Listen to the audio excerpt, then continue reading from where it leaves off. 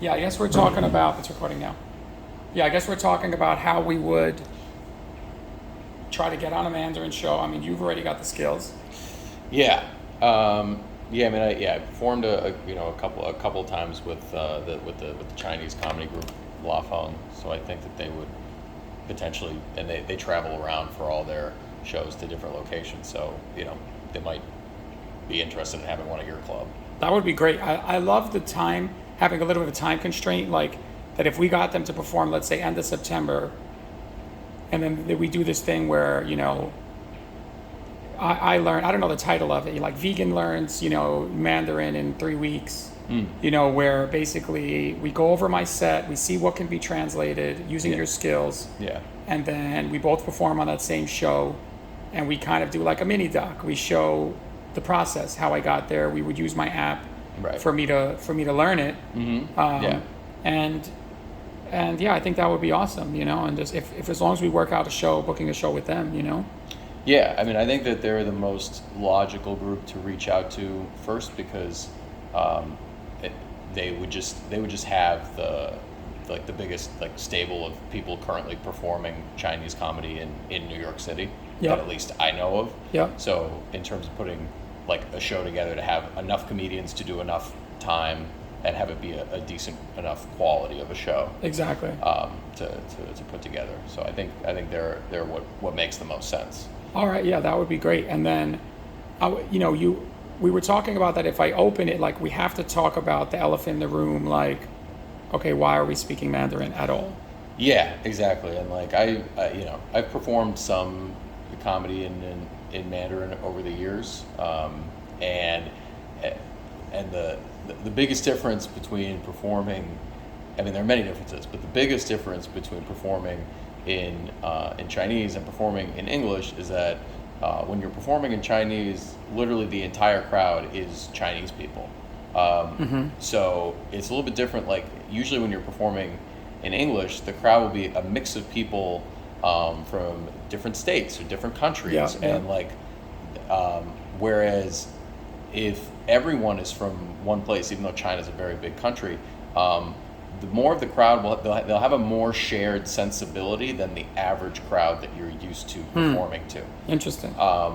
So, and a lot of that, again, not that everybody from the same country thinks the same, but people share a lot of the same background if you come from the same country. So it's one of those things where, especially that dynamic, because it's still, even to this day, even though there are more and more non-Chinese people who speak Chinese, it's still fairly unusual for Chinese people to see a non-Chinese person speaking Chinese. So I think I would mention, well, to me it's that I'm obsessed with languages. I'm obviously working on a language app, the Cyrano app, and it's on the Google Play Store, but it doesn't have Mandarin yet. So this would be a great way to kind of introduce that. Right now it's just English and Spanish. But I was thinking I could talk about, and my only experience with Chinese is 15 years ago I took a class. And so that's it. That's where it ends, and I didn't study Chinese since then. Okay. So I feel like I still know some of the words because I hear it once in a while, and I'm like, oh, I know that word, and I know that word. My accent is horrific, borderline insulting. But yeah, maybe we could start something talking about that.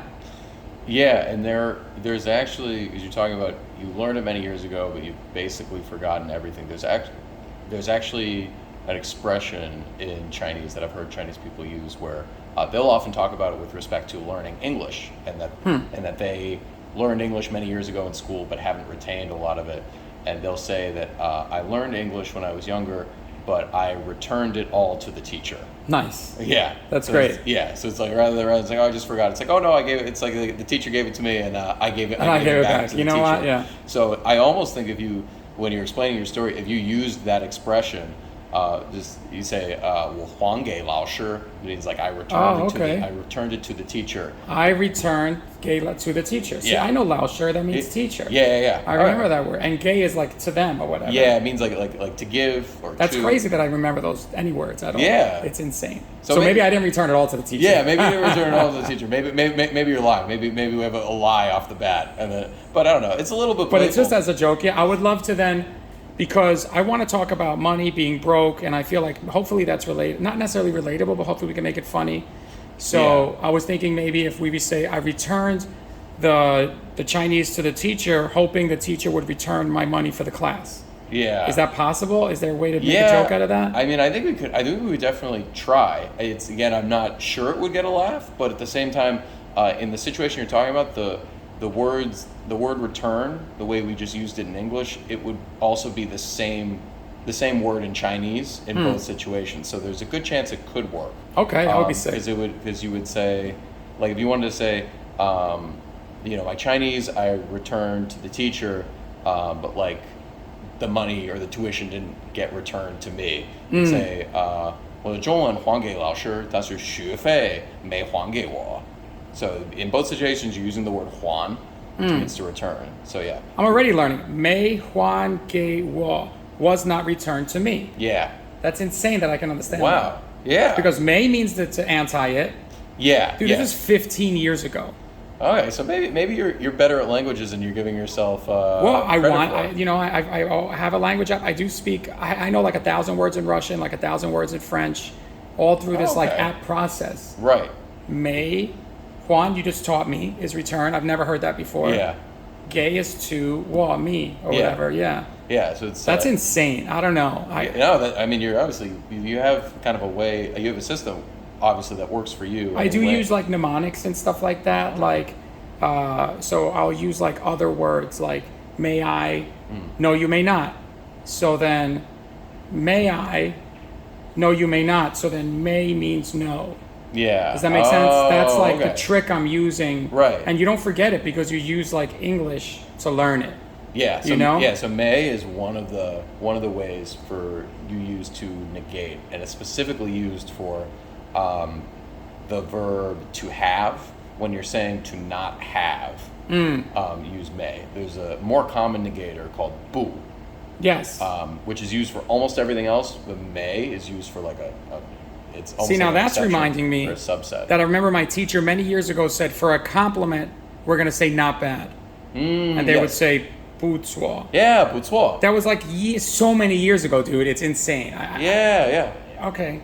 Wow. Okay, yeah, so I tried to my teacher back then. This is how my whole app idea came about. I was taking this Zoom. It probably wasn't Zoom back then. I was taking this live lesson with someone, and they had a planned lesson. They were going to teach me characters and everything. I said, you know what? Let's just talk. I want to talk about my day, and that's where the whole idea of Cyrano came about. So I told them, don't give me the lesson. It was like $2,000. It was insane. It was super expensive. Right. And I said, you know what? I don't care what lesson you planned. I'm going to talk about my day. We're going to type it out, and you're going to tell me how to talk about my day. So all of those memories related to something that happened to me. I had like hurt my foot, and it was something like what a tway or something like that. Yeah, tway is leg. Tway is leg. I had hurt my leg playing soccer, and I'll never forget it because I really hurt my leg. So then they said something about my tway or whatever. Sorry about my accent, but like it's crazy when something really happens to you. You it's connected to something deeper, you know? Oh, absolutely, because that was the thing from living in China and using it every day. You're using the language for your actual life experiences, and as you said, things that actually happen to you, things that mean something to you. And when you do that over and over again, and it's in situations that are crucial to your life, then you don't forget it. That's so cool. Yeah, I'm so glad that like I'm seeing, because I really believe in this system. So I'm already like feeling good about it, you know? Like so many language courses are just like random and you don't know how to relate it, you know? But it's like I remember hurting myself, so then all of the memories of the words are connected to that experience, not the class itself. So like I call it pseudo immersion. You know, it's like a fake version of immersion where you just talk about. That's why I think the set would be amazing, because my set talks about.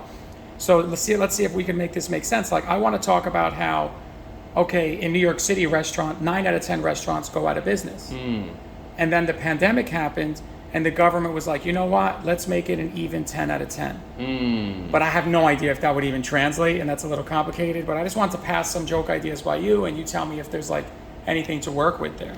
Yeah, I mean, I think personally that sort of joke I think would be very relatable, because I think people know, I think in general people understand, or they've at least heard that like the restaurant business is very tough and Yeah. very competitive, and so if you, I think regardless of where people are from, I think if you communicate properly, 9 out of 10 restaurants fail. People would be like, yeah, that makes sense to me, and then I think that there would be a way that where you could say that in Chinese. Awesome. And then it's like, yeah, because especially if you're just saying like, hey, and the pandemic didn't make it any easier. Yeah. Yeah. It's And like the maybe government instead of- was like, hey, now it's 10 out of 10. Yeah, exactly. And then maybe if we don't say 10 out of 10, maybe if that doesn't exist in Chinese, we say 90% of restaurants fail, Yeah. and the government said, let's make it 100%. Yeah, You know? yeah, I think you could say it both ways. Oh, nice. And it would probably make sense. Yeah, I mean, 90% might be saying 90% and 100% might be simpler, but I think either one is possible to Awesome. to communicate it. Yeah. All right, cool. Then after that, this one's a tough one. It's a follow-up of that one, and I'm like, then the government said we can open at 50% capacity. Oh yeah. And that made me really worried because I was like, and this is very relying on an English phrase that is, we never hit those kinds of numbers.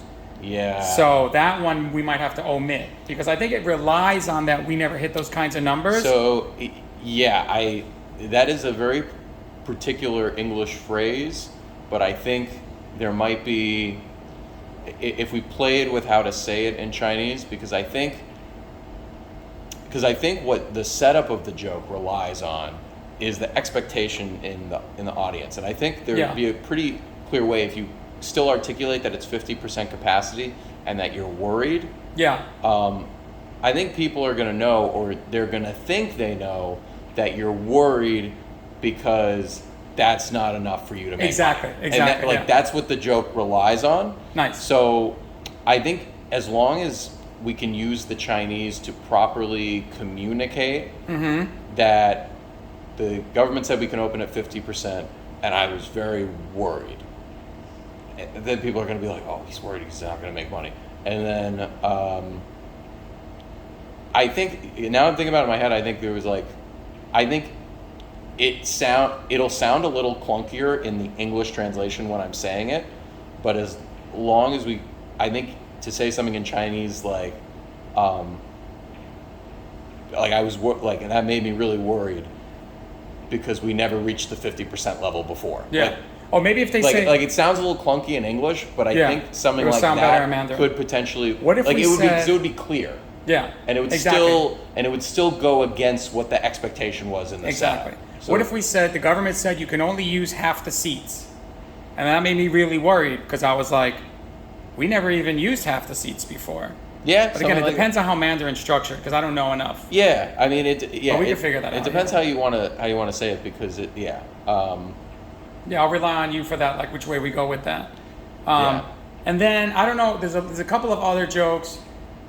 I mean, one of them is like, okay, so I do this home from work bit, but I don't think that's going to translate properly. But then there's a follow up to it. So I say like, while my friends were working from home, I was homing from work. Right. So that's like insane to translate, in my opinion. Yeah. But then I have a follow up where my mom says, it's like, oh, my mom still is proud of me even when I'm broke. So she says, who cares if you live in the same place that you work? So does the emperor. Is that racist? So does who's the leader of China called? I think you could just still say so does the president. So does the president. I think because they know in the crowd, they also live in America, so they know, and like they know that you also live in America. So if you're talking, it would be weird like if your mom was talking about a leader of a different country. Yeah, exactly. That wouldn't really. Yeah, you're right. So like I think that joke could translate because you're just like, if your mom's like, oh, you're working from home, like that's not lots of people work from home. Then you could say, for example, the president. Nice. I think just thinking about it in my mind, I think something like that would be pretty easy to say in Chinese to just nice. get the point across. Awesome. This is so helpful. And then I guess, I will kill some time at the beginning with, again, it's just hard. The hard part is going to be learning it, of course. Well, I guess both of the hard part, translating it right. And then I guess I talk about my father and not growing up speaking Spanish. And that's part of the reason why I got so obsessed with languages. Right. You know, and then I was like, man, and I was very good at math, but I couldn't learn languages, and I didn't understand that. Like, why is language so hard for me? Like, I get great grades in math and computers. So then I say, like, well, people always ask me, why didn't I grow up speaking Spanish? Is it that my father didn't speak to me in Spanish? Right. And I'm like, no, not that he didn't speak to me in Spanish. He just didn't speak to me at all. Right. So, but I don't know if that would translate properly. Yeah.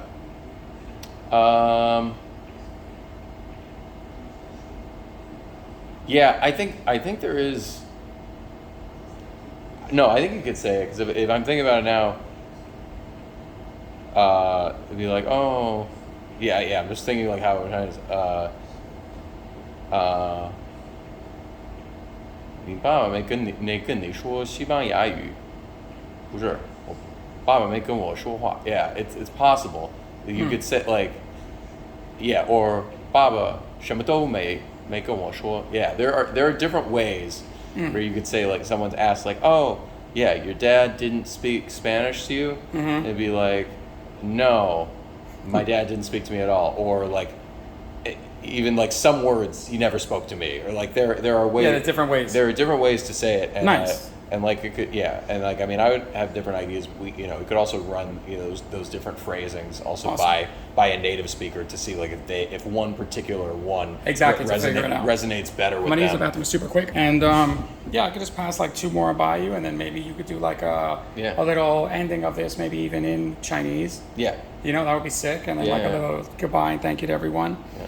So, okay, so I want to make sure also I keep clean jokes. I don't want to do anything with, I want to keep it clean. Family, money. Yeah, I think the goal of keeping it clean is very smart, very important. So I think in general, Chinese comedy at this point is much cleaner than English comedy.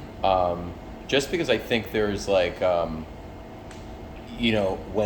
when the comedy is in Chinese, I think especially Chinese people start to think about like, what are our cultural values, and because it's in their own language, I think a Chinese person who I've experienced this with Chinese people I know who can speak both Chinese and English, their capacity to laugh at dirty or racy things in English is much higher than their capacity to laugh at those things in Chinese. I think it's because that when it's in your own language, you're more connected to like, what are the values that we as Chinese people have, and like you're thinking about upholding those values. Whereas if it's in English, you say, well, this is not our language, this is someone else's language. As long as it's fine with the people whose language it is, it's not our problem. It's like, oh, interesting. So it's like the norms. Yeah. It's not that their norms change, but they're like, oh, these are American norms, so it's not wrong American as much. Or Western norms, and like gotcha. People who speak English and do comedy in English, these are the things they talk about, and that's normal.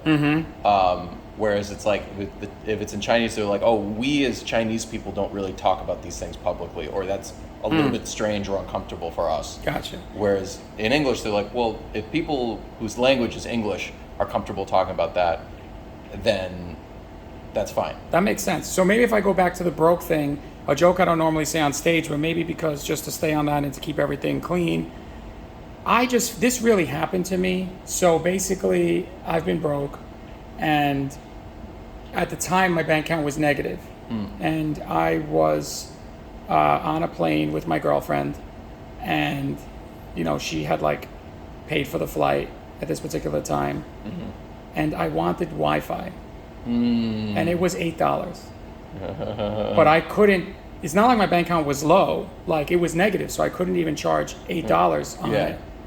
And I learned at that moment that it's way more uncomfortable to ask someone for $8 than it is to ask them for $8,000. Oh. At least when you ask someone when you ask to borrow $8,000, it's like, okay, he needs it for something. But when you ask someone to borrow $8, it's way harder. Yeah. It's way harder to get those $8 than it is to get the $8,000. Because she gave me a look like, how could you need $8? At least needing $8,000 has a story behind it. But this is like, how could you be that poor? Yeah. And it was like just a funny moment.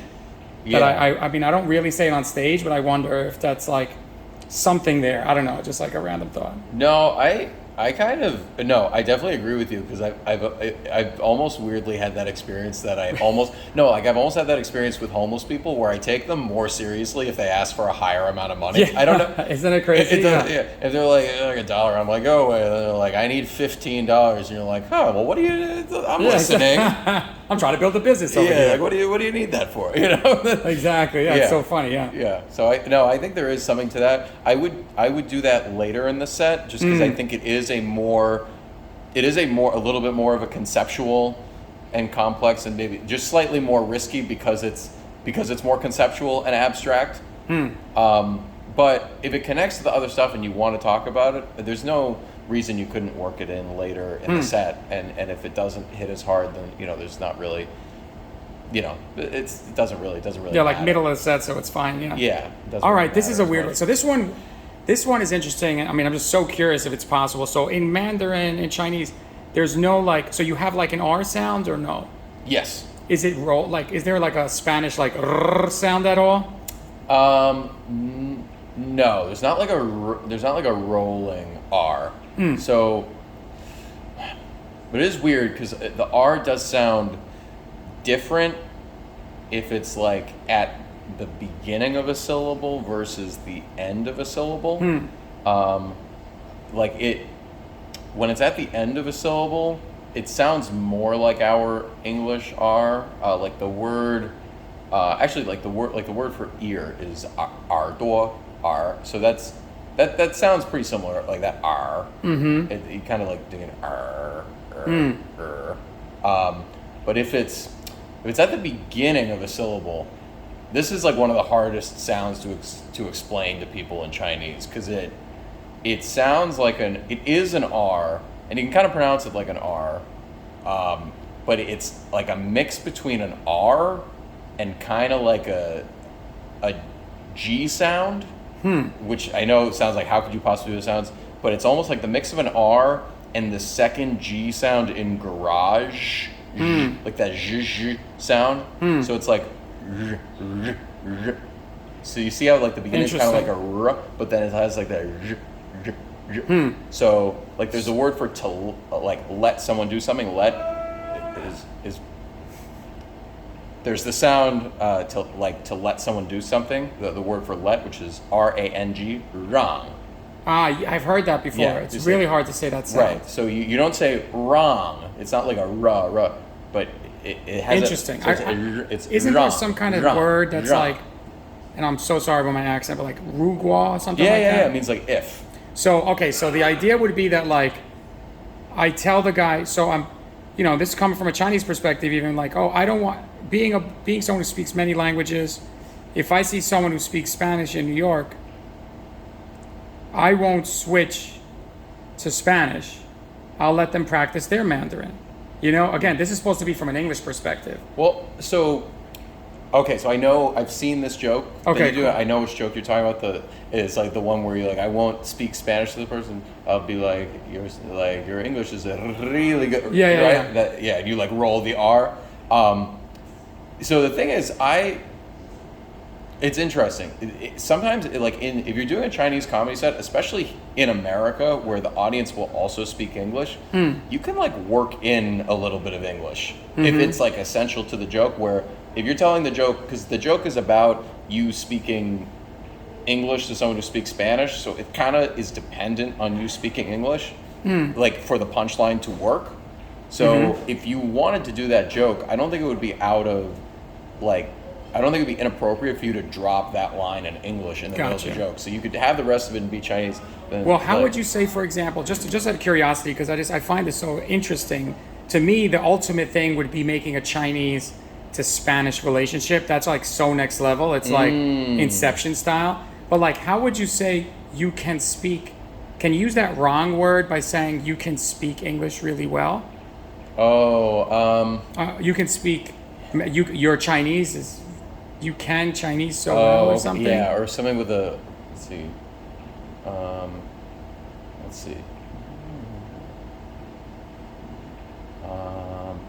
I'm trying to think of ways to say that where you could have an R sound somewhere in there. Or something that's like a compliment. Yeah. Like, because to me, like, okay, so you know Tim Ferriss at all? Yeah. So he does like 4-hour work week, and he said one time he was going to learn Tagalog in like 2 days or whatever. And so he does this interview with the Filipino language, the language from the Philippines, and he's speaking English the entire time. Yeah. Like the person is asking him questions in the Philippine language. I think it's Tagalog pronounced, but like he is responding in English. And I'm like, oh, he didn't learn it. And then at the end, he says one sentence in their language, and everyone's like cheering. And I'm like, dude, you didn't learn it. Just admit you didn't learn it. You know, so I don't want to be one of those guys. Like, I want to put the work in, and I want to avoid speaking English during the set, unless it's super necessary. Okay. No, I think there's no obvious way I'm thinking of right now to say that, where you would use an R. Like, we can switch to Mandarin if you like. Yeah. Like, we can switch to Mandarin Rugua, like Rugua. Maybe that's stupid. Well, I just don't think there's not a well-known enough R sound in English versus Chinese. Because that joke relies on like all people who speak English know that in Spanish people roll their R's. Gotcha. That's like a so thing. Yeah, we need the audience to know that they roll their R's in Spanish. Yeah, they need to know that, but it's like, but there's not like a relationship between English and Chinese where one of them knows about how the R's work in the other language, and it's like such an obvious difference. Gotcha. Okay. Where I think, at least the English Chinese, I don't see it working in the same way. Got you. Okay, so then let's see. I guess we just need to come up with like something to close with. Yeah. You know, I normally, there's this whole thing about English and Spanish relationship. I have the story about Mexico City, how I got arrested. It's all true. And they arrested me because my Spanish was so good. That they thought I was Colombian, and they were like, Colombians are trash. Yeah. And they wanted me, they were like, you're here to start trouble, and they handcuffed me. And as scared as I was, that they were literally handcuffing me, the cops in Mexico City, I was actually proud. Yeah. Because I was like, these motherfuckers think I'm Colombian. Like, this is crazy. I didn't learn Spanish till I was 25. Yeah. And they think I'm Colombian. So that one seems kind of complex because it's this like English-Spanish relationship. It does. And I think in such a short set, it also might be hard for you to set up enough the dynamic between you and your dad. Yeah. And how, like, if you felt like you were disappointing him by not knowing Spanish. Yeah. And you didn't feel Colombian growing up. Those are all, like, very deep concepts that are hard to develop in a very short set. Yeah. And I feel like that story in particular relies on the audience kind of knowing that about you and I feel like it might be an uphill battle to develop that in such a short set. Okay, so then I think what I need to do is I need to work on some more broke jokes. If you somehow come up with an idea of how to pull off that, because to me, the rolling in R, but in Chinese would be so funny to me, you know, because it's just, because the only thing with the rolling of the R is that it's taking over the sound, so it's supposed to sound stupid. Like nobody in English says, great. Yeah. Nobody says that, so it's supposed to sound wrong, you know, and that's part of the joke. But like you said, so I might have to spoon feed them and say, I don't know if you know, but in Spanish, they have this sound, you know. They so go, I mean, you know what you could do? You talk about spoon feeding it a little bit. You have to say, so like even if you say like, oh, even though I was not speaking to him in Spanish, I tried to make my words sound a little bit Spanish. First of all, I might use that in my actual set. Yeah. I like that rewording. So like they know what to expect, but you're not telling them exactly where you're going with it, but you are. Yeah. So then they start to think, what sounds Spanish? And then you hit them with the R thing. They're like, oh, of course that's a Spanish. That's a Spanish sound. So I think that's a possibility. Okay, I like it. We can think about it later, but I think that might be a nice bridge to maybe make it a little bit clearer.